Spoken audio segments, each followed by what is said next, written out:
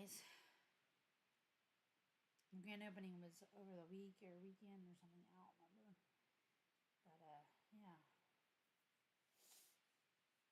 He said, the owner said it was awesome to see all the age ranges, you know. He said he had little kids up to 88 years, you know, like old people. Like, cool. Yep. Anybody can play with Lego, huh?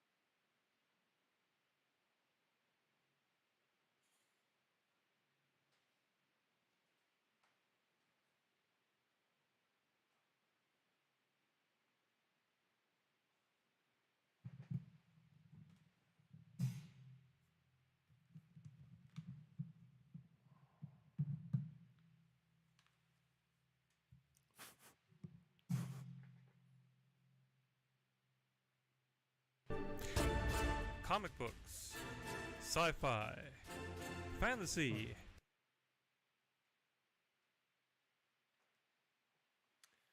What's going on, isn't it?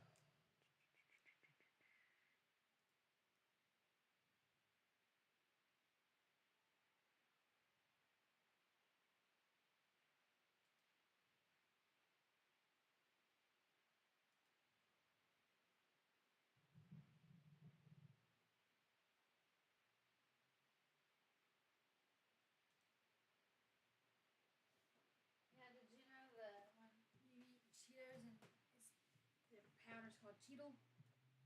Hmm. Are you on, honey? Hmm? Are you on? No? You ready to start? Yeah. Would you like me to shut the door? Yeah. Yeah, okay. Love you, honey. Love you too. Yeah, bit.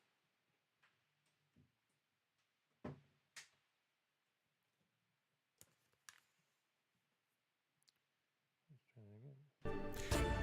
Comic books, sci-fi, fantasy, and more. If you're looking for a roundup of geeky news, you're in the right place. This is Multiverse Tonight.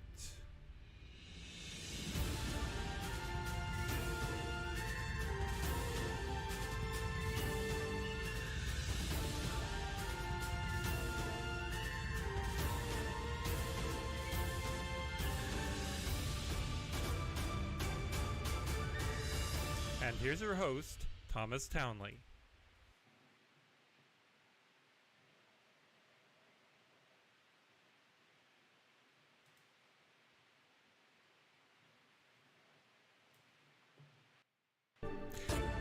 Comic books, sci-fi, fantasy, and more.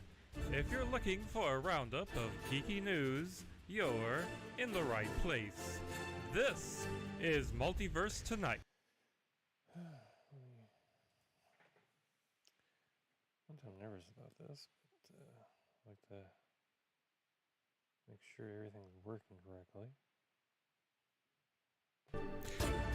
Comic books, sci-fi, fantasy, and more. If you're looking for a roundup of geeky news, you're in the right place. Stop it. Test.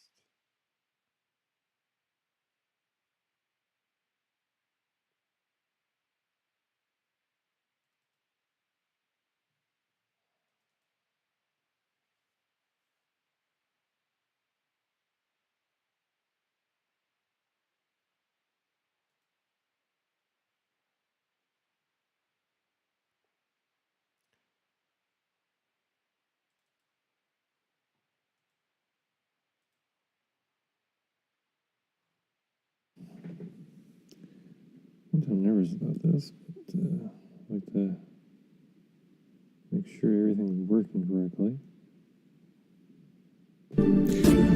comic books, sci-fi. Okay, so everything's working as far as I can tell.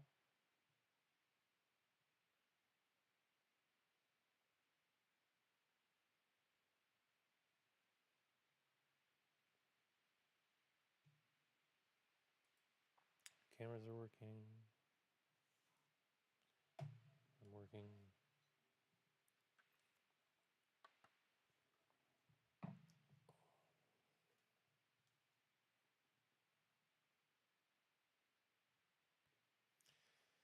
Alright, I think I'm ready to go for today.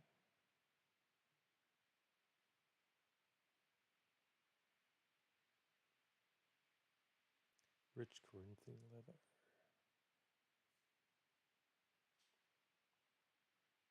Okay, want to see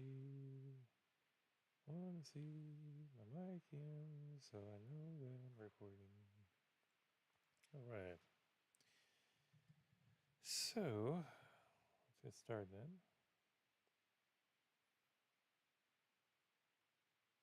One or two, this is how we do. Tonight, Wolverine returns, Star Trek news from New York Comicon, and remember Judy, Tenuta, and Coolio. All that and more on this edition of Multiverse Tonight. Comic books, sci-fi, fantasy, and more. If you're looking for a roundup of geeky news, you're in the right place. This is Multiverse Tonight.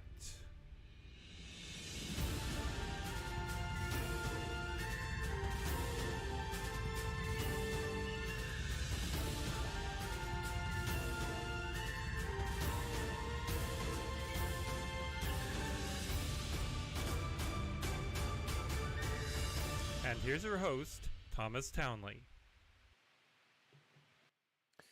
Well, hello everyone, and welcome to episode 174 of Multiverse Tonight. One episode from the big 175. And, well, it's been a couple of weeks. Fall has finally arrived here in Kansas. Temperatures have been getting, down towards the 40s at night, around the 70s during the day. I mean, it's pleasant weather, jacket weather. It's a nice time with everything, and I haven't been doing, a whole heck of a lot. Keeping my office together. Getting ready for the winter.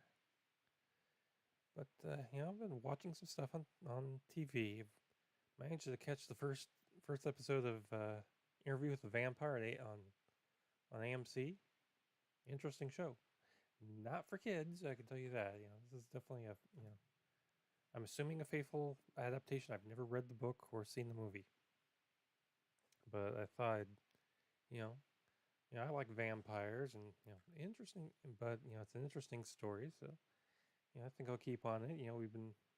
We're one episode away from the season finale of She-Hulk. We've got Rick and Morty is on hiatus until the end of the month. And there's plenty of our stuff to watch. We got new shows I've managed to watch like half an episode of Quantum Leap. It's finding time to watch this stuff. Plus, I was never a huge Quantum Leap fan. I knew the show. I've watched an episode here or there, but was never a huge Quantum Leap fan. So, Quantum Leap, is just an interesting. I'm just interested on their take. Anyway, we do have some news. Some news, of course, came in over the weekend from New York Comicon. So let's jump right in to some Marvel Comics news.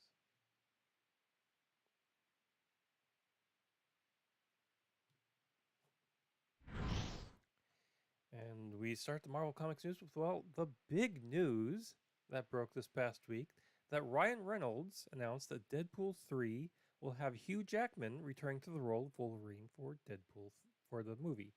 Now, the film will be directed by Free Guy and the Adam Project Sean Levy, with a script written by Bob Burgers, Wendy Molyneux, and Lizzie Molyneux Logan. Deadpool and Deadpool 2 writers Rhett Reese and Paul Wernick reportedly are also contributing some to the script.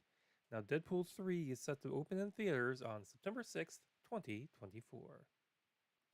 Kobe Smulders thinks that Secret Invasion will change the way fans see Nick Fury and his top agent Maria Hill. Kobe talked to TV Line and said about the Phase 5 Disney Plus miniseries, quote, "It looks so good, and it's a very different tone than I've seen in the MCU. I mean, having Sam Jackson in anything is just a thrill to watch, but I think it really sets his character up in a really interesting way that I've always wanted to see. It's the most depth I've been able to see of Maria Hill. That's the beauty of these series that Marvel is doing. You're able to get the backstory of these characters, where the conversations that happen when they're just sitting around drinking coffee. It's not like we've got to get the bad guys, we've got to get the thing, we've got to save the world again. It's like, let's have a chat, let's go for a walk. We get to see those kinds of moments and be more intimate with the characters, unquote.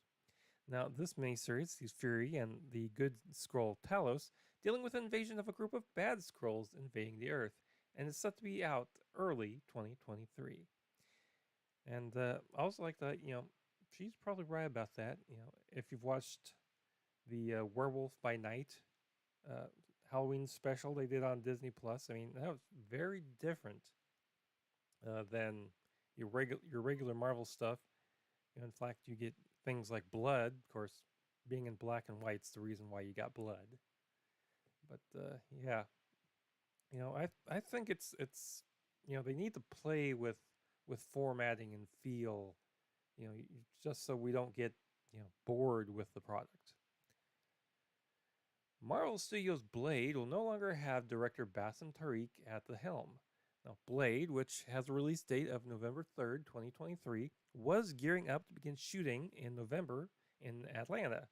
However, it's unclear how Tariq's departure will impact the production start of the vampire action thriller, which has Oscar winner Mahershala Ali in the title role. It will also star Delroy Lindo and Aaron Pierre. Now, Marvel said in a statement to The Hollywood Reporter, quote, "Due to continued shifts in our production schedule, Bassem is no longer moving forward as director of Blade, but will remain as an executive producer on the film. We appreciate Bassem's talents and all the work he's done getting Blade to where it is." Again, I think that's fine. I'm sure they'll find another director who's worthy of directing such a mainstream project. Juanaz Caron is set to direct Sony Pictures' El Muerto, which will star Grammy-winning artist Bad Bunny, whose real name is Benito Antonio Martinez Ocasio. Cuarón, the son of filmmaker Alfonso Cuarón, made his directorial debut with the immigration thriller Deserito. Gareth Doné Alcoer from Blue Beetle is writing the script for El Muerto, about a wrestler with superpowers passed down from generation to generation in a single family. Now, Bad Bunny does have wrestling experience, having wrestled in WWE, becoming a 24/7 champion, and was the runner-up in the 2022 Royal Rumble match, having only been beaten by, I believe it was, what's his name? Big dude. Anyway, Sony Pictures will theatrically be released this January 12th, 2024. Brock Lesnar, that's it. Brock Lesnar. Anyway, let's go on to the DC Comics news. See, when you stop thinking of things come to your mind. See how that works. A Harley Quinn Valentine's Day special is coming to HBO Max, titled Harley Quinn, A Very Problematic Valentine's Day Special.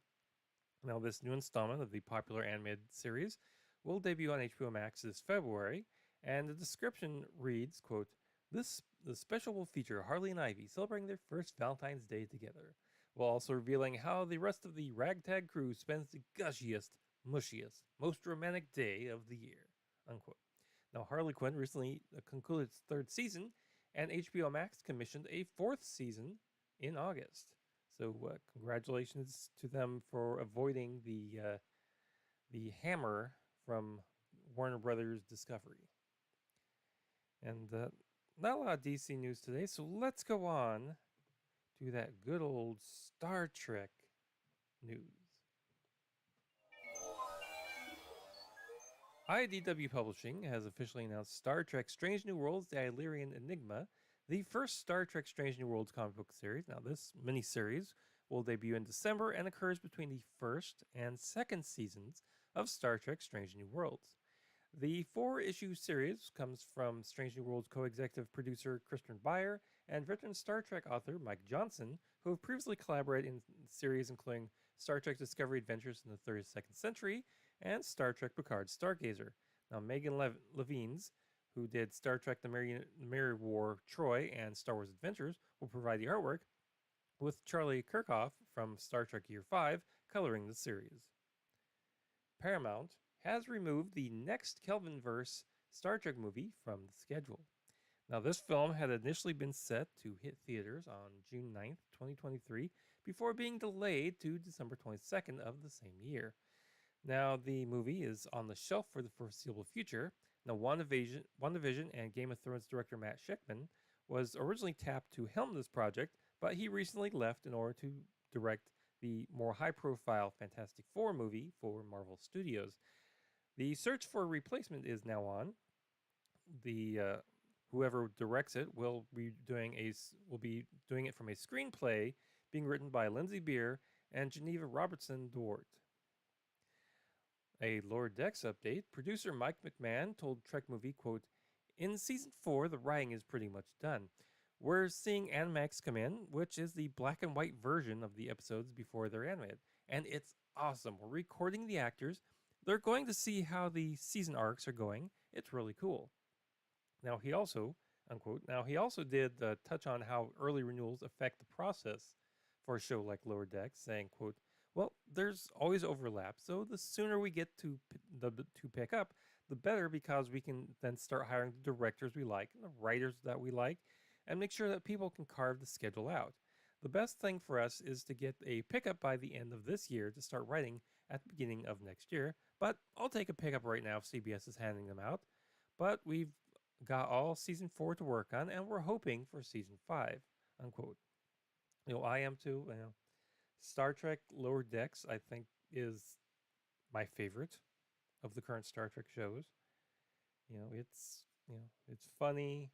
It brings in all the different Trek and knowledge of Trek into like one show. I mean, it's a perfect love letter to those of us who've spent our lives watching this particular franchise. Meanwhile, at the Star Trek panel at New York Comicon, teasers for Discovery, Prodigy, and Picard were revealed. Now, Discovery star Sonequa Martin Green joined the New York Comicon panel to introduce the teaser for the Discovery Season 5, which provide fans with a new look at characters played by Callum Keith Rennie and Eve Harlow and Elias Tufou. Now, Rennie will play Rayner, a weathered Starfleet captain who's at home in the battle. Harlow will play Maul, a cunning outlaw that faces off with the crew of the Discovery. And Lack, Maul's partner, it will be played by Tufou. Now, Paramount Plus also premiered a new trailer for Star Trek Prodigy, series 1.5, let's call it, which was introduced by exec producers Kevin and Dan Hagman. Now, the duo did announce that Ronnie Cox would be joining the voice cast of the series in a recurring role, reprising his Next Generation role as Edward Jellicoe, now a ranking admiral in Starfleet. Prodigy voice stars Kate Mulgrew, Brett Gray, and Jamila Jamil were joined by the Hagmans, Kurtzman, and Roddenberry, as well as executive producer Ben Hibben, to introduce the new footage from the animated series. Prodigy will be making its mid-season return this month, October 27th, debuting the first of a 10-episode-long second half. I've really enjoyed Prodigy. I think it's a good show. It's got an interesting take on it. I'm really liking the chase aspect that we're in right now, of them trying to keep away from Starfleet in order to save Starfleet. A new trailer for the third and final season of Paramount Plus's Star Trek Picard launched at New York Comicon on Saturday, revealing new additions to the Patrick Stewart-led show's cast, including the return of some iconic villains and characters from Star Trek Next Generation. Now, of course, Brent Spiner will be back on Picard, not as Data, not as a new character, but apparently has his brother Lore. Additionally, Daniel Davis will return as Professor James Moriarty from the Next Generation, the holodeck personification of the fictional character created by Sir Arthur Conan Doyle to be an enemy for a Data Sherlock Holmes, who gained sentience and almost bested the crew until being outsmarted by them and put in a teeny tiny holodeck of his own. Maybe he's kind of mad because they forgot to pick that little holodeck up from the Enterprise D when it crashed. But of course, that's not all. The Comic-Con panel also revealed Amanda Plummer, whose late father, Christopher Plummer, played General Chang in Star Trek VI, has joined the cast as the recurring role as Vadic, the mysterious alien captain of the Shrike, a warship that has its sights set on Jean-Luc Picard and his old crewmates from the days of the Enterprise. And she's going to kill everything he loves. Not to be outdone, but there is also some big Picard casting news as the reveal of Mika Burton from Critical Role and Vampire the Masquerade LA by Night, and Ashley Sharp Chestnut from Cruel Summer has been cast in recurring roles. Chestnut will be playing Ensign Sidney LaForge, the eldest daughter of Geordi LaForge and helmsman of the USS Titan, while Mika Burton, LeVar Burton's real-life daughter, will be taking the part of Ensign Alondra LaForge, Geordi's youngest daughter who works alongside her father. The final season of Star Trek Picard will premiere 2 days after my birthday, February 16th, on Paramount Plus. New episodes of the 10-episode-long season will drop weekly on Thursdays. I want to watch this trailer. I got real, Star Trek 2, The Wrath of Khan vibes. So, I think there'll probably be an aha moment when it's finally revealed who this mysterious Vadic is and why she's, bringing together all these people who wish Picard, unwell. There'll probably be a big moment. So I guess that's what we have to look out for.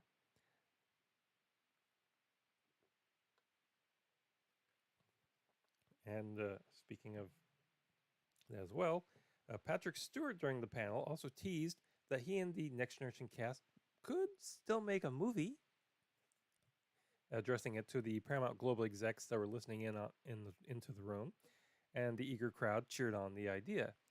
Now, Mathalis also confirmed that fans will definitely see a passing of the baton from the TNG cast to the Star Trek Discovery stars in the final season of Picard. So, I don't know where that's somebody gets sent into the 32nd century or what. I guess we'll just have to wait and find out. Let's go on to the Star Wars news. And we begin Star Wars news with Lucasfilm Publishing, which had some big reveals during their panel at the New York Comicon, including the fact that beloved Star Wars character Sana Starros will be getting her own comic. Quote, "Finally, the fan-favorite rogue who has a complicated history with both Han Solo and Dr. Aphra steps out in her first solo comic written by Justina Ireland and coming in February 2023. StarWars.com shared after the news was announced. A human woman from Nar Shaddaa, Starros lived during the time of the Galactic Civil War and has had a good run-in with other Star Wars comics. She was a big part of the Dr. Aphra series and even claimed to be married to Han Solo at one point. Now, in addition to Sana Starros, it was also announced that Star Wars Inquisitor Rise of the Red Blade will be an upcoming novel by Delilah S. Dawson, now set for release in 2023. Rise of the Red Blade follows Iskat, a Jedi survivor of Order 66, who turned to the dark side and joined the Inquisitors, similar to the Reva storyline in Obi-Wan Kenobi. By becoming an Inquisitor, Iskat hopes to discover the truth about her past. While Lucasfilm Publishing announced the Rise of the Red Blade alone, the title formatting suggests that it could be the start of a Star Wars Inquisitor series. Very nice. There wasn't much Star Wars news this time around, but you know, I like I like the comics. The comics are great. So, you know, let's get on with some geek news. Now, geek news begins with AMC and Cartel Entertainment. They're making a game based on Shudder's Creepshow. The game, based on the streaming series, will be released next year. The game is being developed by Dread XP, an indie horror and production label responsible for games such as The Mortuary Assistant, Sucker for Love, First Date, and the Dread X Collection series.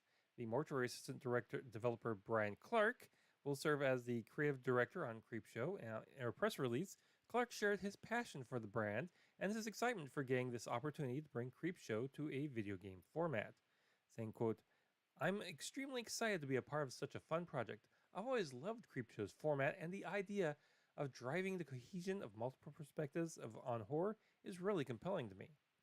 I feel honored to have been asked to be a part of this. I can't wait to jump in and bring the best I can to such a great IP." Unquote. Now, Creepshow is a Shudder original series based on the 1982 film of the same name by George A. Romero. 3 seasons of the anthology series are currently available, with a 4th set to debut next year. Alice Braga and Jimmy Simpson are the list additions to Apple series adaptation of the Blake Crouch novel Dark Matter. The pair joined previously announced leads Joel Edgerton and Jennifer Connelly. The 9-episode series was ordered at Apple back in March. Now, per the show's description, quote, "It follows James Dezen, a physicist, professor, and family man who one night, while walking home on the streets of Chicago, is abducted into an alternate version of his life. Wonder quickly turns to nightmare when he tries to return to his reality amid the multiverse of lives he could have lived. In this labyrinth of mind-bending realities, he embarks on a harrowing journey to get back to his true family and save them from the most terrifying, unbeatable foe imaginable, himself." Unquote. Now, Braga who joins the show as Amanda, a psychiatrist, and while Simpson will play Ryan, who is described as a brilliant neuroscientist and a friend of Jason's. A new Planet of the Apes movie, the first under the 20th Century Studios banner, has a title, Kingdom of the Planet of the Apes. Starring The Witcher's Freya Allen, Owen Teague, and Pierre Macon, the next chapter of the Planet of the Apes saga will pick up several years after the conclusion of 2017's War for the Planet of the Apes. Kingdom of the Planet of the Apes will be helmed by Wes Ball, who directed the Maze Runner trilogy, with a screenplay being written by Josh Friedman, Patrick Eison, and Rise of the Planet of the Apes writers Rick Jaffe and Amanda Silver. Now, Kingdom of the Planet of the Apes is slated to be released in 2024, with production beginning next month. After 3 years, Google has added Stadia to that really huge graveyard of dead projects. Now, the internet search giant, which launched the streaming game service in November of 2019, announced that Google Stadia will be winding down over the next few months. Now, players will continue to have access to their game library and will be able to play through January 18th of next year. But Google has a heart, and they say they'll be refunding all Stadia hardware purchases made through the Google Store, as well as game and add-on purchases made through the Stadia Store. So they're not, their slogan used to be, let's not be evil. Now they're just, pseudo nice. All 25 James Bond movies are now on Amazon Prime's Prime Video library. The 25 films coming to Prime Video will be in the US, UK, Australia, India, Italy, Japan, Spain, Southeast Asia, Mexico, and our regions of Latin America, excluding Brazil, for a limited time. There's all your favorites: Dr. No, You Only Live Twice, Goldfinger, The Man Who Loved Me, The Man with the Golden Gun, The Spy Who Loved Me, etc. All the way up to No Time to Die. The Bond series was the crown jewel of Amazon's $8.5 billion purchase of MGM, which closed earlier this year. Velma, the HBO Max series based on the classic cast of Scooby-Doo characters, is filling up its roster. Joining Minnie Kaling's Velma is Sam Richardson, who is stepping into the role of Shaggy for the series, and It's Always Sunny in Philadelphia co-creator and star Glenn Howerton will be voicing Fred, while Crazy Rich Asian star Constance Wu will be taking over the role of Daphne. Now, the 4 mystery team members will play large roles in the show, but Velma has also cast more than a dozen other actors for characters that haven't been announced yet, including Jane Lynch, Wanda Sykes, Russell Peters, Stephen Root, Gary Cole, Cherry Jones, Frank Welker, Weird Al Yankovic, Fortune Feimster, Nicole Byer, Min Na Wen, can't speak, and many more. The animated series is an adult animated series with a rather unique look. Since it's gotten this far, let's assume that the series will survive the HBO bloodletting. Now, Solar Opposite. Now, we also have to add that Scooby-Doo will not be a part of this series. There will be no brown Great Dane going ruh-roh in this series. So, leave that where it may.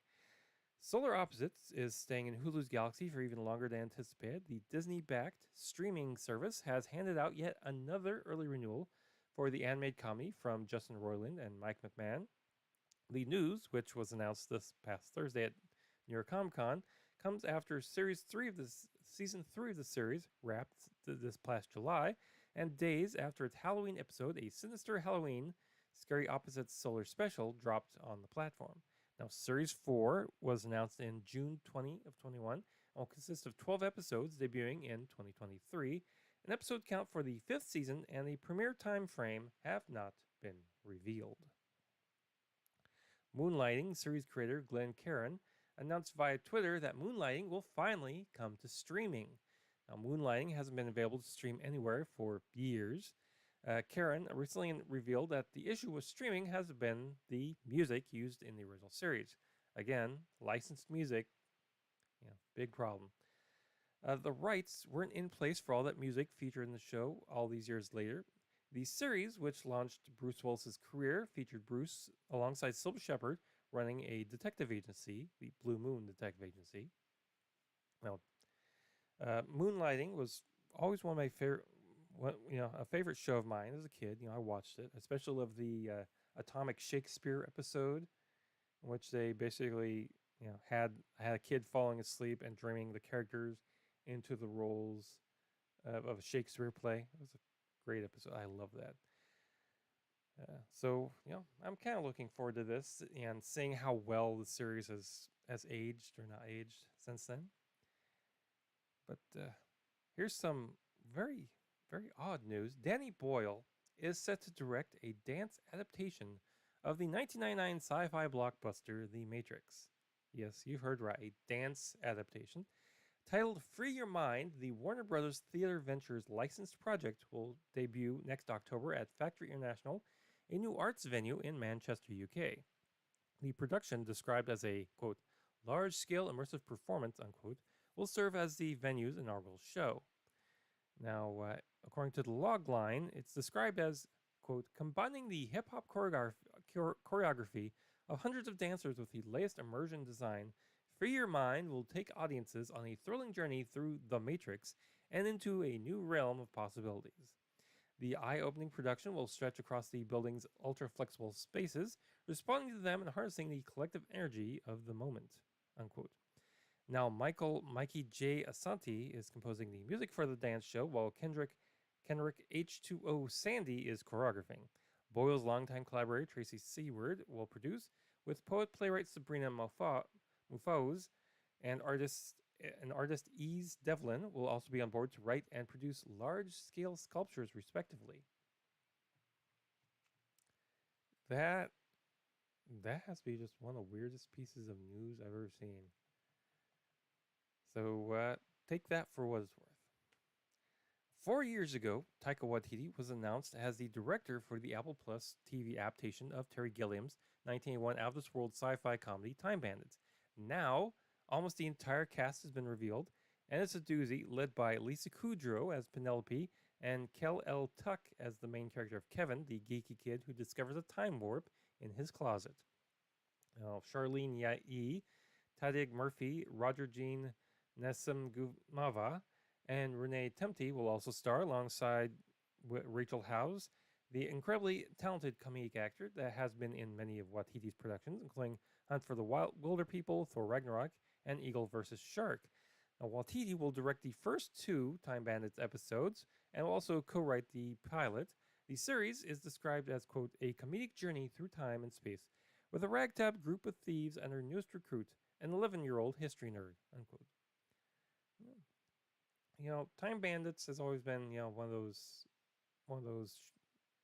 you know, kind of geek shows. You know, it's not, you know, if you say Time Bandits to someone, they're probably not going to know what the heck it is. But it's one of those just, you know, trippy films that's a joy to watch.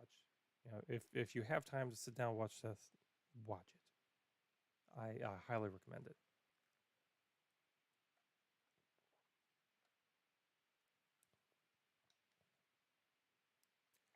Sony Pictures has picked up the film rights to Tarzan from Edgar Rice Burroughs Incorporated, according to an individual with knowledge of the project. Now, the studio is looking to do a total reimagining of the intellectual property for modern audiences. According to an insider with knowledge of the property, you know, Tarzan has been in the public domain since January of 2020. Paramount Plus has given a series order for the long-developing revival of the series starring Kelsey Grammer called Frasier. The series pickup comes with some 19 months after it was first announced that it was developing the follow-up to the series, which ran from 1993 to 2004. Now, prior to that, Grammer and CBS Studios began fielding ideas for a revival back in 2018. So again, this has been a long gestating project. The new series will find psychiatrist/radio host Frasier Crane beginning a new phase of life in a new city. The surviving members of the original cast, David Hyde Pierce, Jane Leeves, and Perry Gilpin, aren't expected to be regulars, but they could make guest appearances. Now, John Mahoney, who played his father, Martin Crane, passed away in 2018. The cast will feature, of course, new characters who populate Frasier's life in this new hometown. Death by Animatronics will hit the big screen as Blumhouse's adaptation of the popular horror video game series Five Nights at Freddy's has landed its director. Emma Tammy, who made her feature debut with the 2018 horror western The Wind, is set to direct the horror thriller, which is in pre-production for an early 2023 start of principal photography.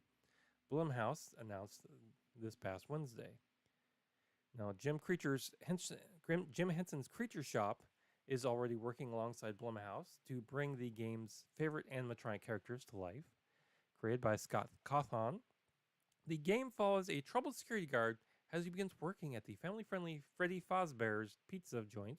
While spending his first day on the job, he realizes the night shift at Freddy's won't be so easy to make it through. You know, this is basically this was, for those of you who don't know, this is kind of a take on Showbiz Pizza and places like that. You know, what the animatronics came to life at night and became murderers. You know, not my wheelhouse, but it seemed to have gotten a big following. I mean, their toys, games, you know, they've gone whole hog on this series. Now, Blumhouse is also doing a Spawn movie, which is getting a new cold jolt of creative energy, with the film based on the Todd McFarlane comic character, adding a new trio of writers. Joker's Scott Silver, Falcon, and the Winter Soldier's Malcolm Spellman, and Rising Scribe Matt Mixon are teaming up on a new script for the feature, which has been in development at Blumhouse since 2017. Now, Jamie Foxx is still attached to star as the anti-hero, who was first introduced in comics back in 1992, with McFarlane among the film's producers. And, of course, we end every episode as we do a lot of times, remembering those who have gone on before. We begin tonight with stand-up comic Judy Tenuta, who has passed away. Now, Judy was big in the 80s and was known for her acerbic humor, expletive-laden jokes, raspy voice, and the accordion. She was among the performers who fueled the popularity of live comedy in clubs, including the Comedy Store in Los Angeles, the Laugh Stop in Houston, and Caroline's in New York City. Tenuta co-starred with Bruce Valanche in the indie Sister Murray and had small roles in Gibsonburg and Hillary and Haley Duff's Material Girls. Her TV work included appearances on General Hospital, Ned's Declassified School Survival Guide, and Cory in the House, in addition to playing minor characters on The Weird Al Show. She was a regular in Al Yankovic's comedy shorts and music videos, and was the first female stand-up comic to be named Best Female Comedian at the American Comedy Awards. She was a 2-time Grammy nominee for Best Comedy Album for Attention Butt Pirates and Lesbitarians, and in Goss We Trust, and wrote the books Full Frontal Tenuta and The Power of Judaism. Tenuta is survived by her life partner, Vern Pang, 5 brothers, and her sister. Judy Tenuta was 72 years old.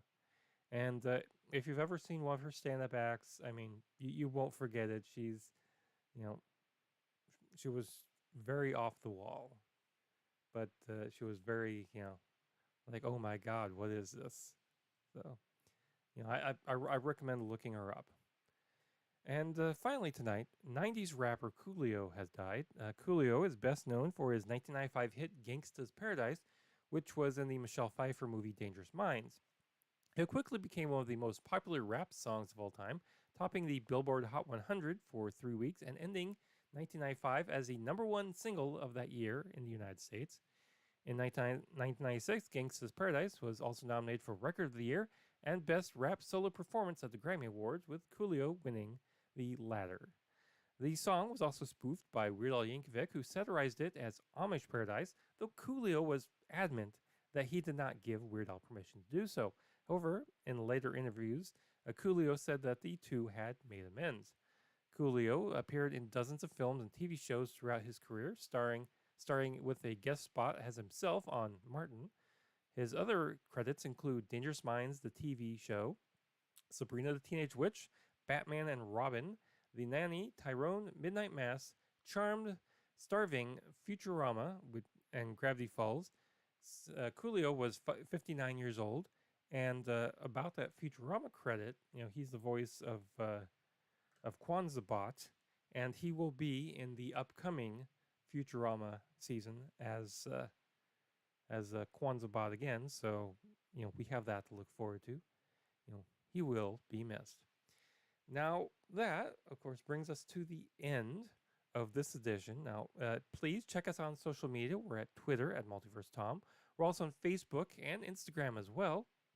And if you found value in this show, please feel free to contribute to the show. Check our show notes. Visit our TeePublic store and so much more at the brand new multiversetonight.com. Just go over there. There's a banner at the top. Just press on any link up there and give. And if you're a subscriber, thank you very much. Be sure to share us with friends, family, heck, people that you hate. Just people on the street. Grab their phones. Don't grab their phones. And sign us up. Leave leave some feedback. I don't know if I'm doing anything wrong or anything right, for that matter. If you don't talk to me, be sure to let us know how we're doing. Thanks for watching this edition of Multiverse Tonight. We will be back in just a couple more weeks with a new sci-fi and comic book news, episode 175. I got nothing planned for it, so maybe there'll be dancing bears. Who knows? Please exit the universe in an orderly fashion. Good night. Multiverse Tonight is a production of Half Baked Genre Productions. Copyright 2022. All rights reserved. This podcast is part of the Pop Goes the Culture podcast network. Find out about our other podcasts at popgoestheculture.com.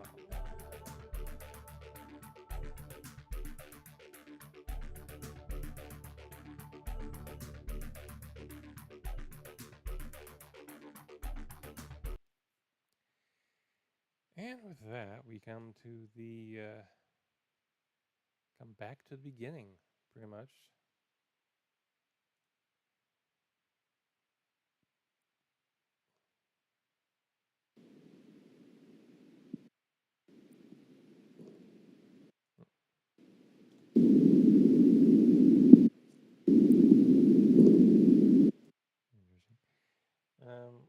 So thank you for anyone who comes across this, anyone who watched out there, if again, leave some feedback wherever you're watching this. Let me know, and just say hi. I would appreciate a hi. I would appreciate a low. But right now, I'm going to get off here. I'm going to get myself something to eat, and then edit this show and put it out so we can have a new episode in the feed. So thank you very much, and